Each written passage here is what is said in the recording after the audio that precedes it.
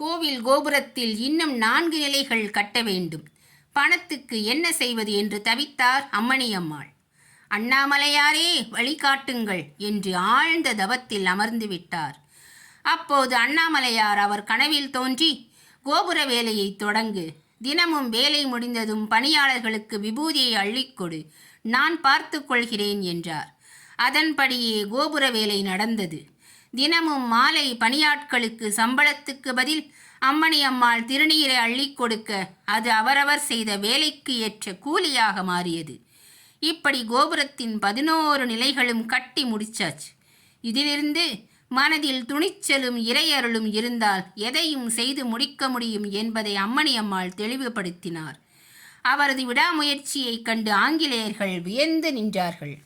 திருவண்ணாமலை ஆலயத்தில் ராஜகோபுரத்துக்கு அடுத்தபடியாக பெரிய கோபுரத்தை கட்டி சாதனை படைத்ததால் அந்த கோபுரத்தை எல்லோரும் அம்மணியம்மன் கோபுரம் என்றே அழைக்க நாளடைவில் அது நிலைத்து போனது.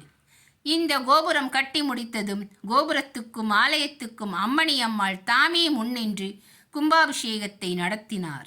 பிறகு துறவி போல வாழ்ந்த அவர் பல்லாயிரக்கணக்கானவர்களுக்கு திருநீறு கொடுத்து நிறைய நோய்களை குணமாக்கினார்.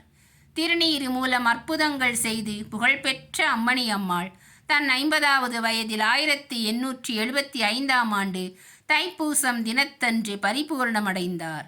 திருவண்ணாமலை கிரிவலம் பாதையில் 8வது லிங்கமான ஈசானிய லிங்கம் எதிரில் அவருக்கு ஜீவ சமாதி அமைக்கப்பட்டுள்ளது. அங்கு வழங்கப்படும் விபூதி பிரசாதம் மிகவும் புகழ்பெற்றது.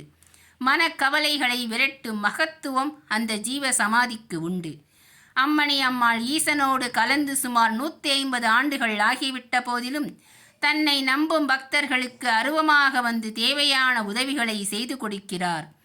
குறிப்பாக கிரிவலம் வரும் பக்தர்கள் கிட்ட அவர் பேசுவதாகவும் அறிவுரைகள் சொல்வதாகவும் நம்பப்படுகிறது.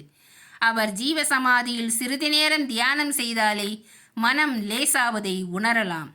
அவர் ஜீவசமாதியில் நீங்களும் தியானம் செய்து அம்மணியம்மாள் அருளும் அண்ணாமலையார் அருளும் பெறுங்கள். இந்த போல கதைகளை கேட்க இந்த சேனலை சப்ஸ்கிரைப் பண்ணுங்கள், லைக் பண்ணுங்கள், கமெண்ட் பண்ணுங்கள்.